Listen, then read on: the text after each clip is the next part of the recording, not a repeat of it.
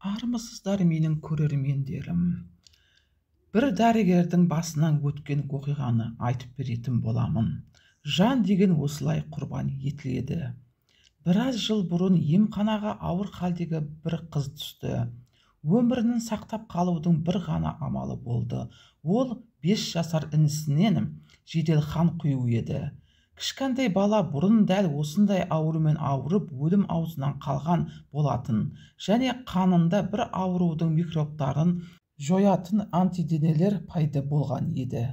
Оған ол түсінетіндей тіл мен жағдайды түсіндіріп, және әпкесіне қанын беретінін әлде бермейтінін сұрадым. Кішкентай бала бір мезет үнсіз тұрып ойланды. Кейін терең дем алып, егер әпкем бұл ауруына жазылатын болса, мен қанымды қуана беремін деді.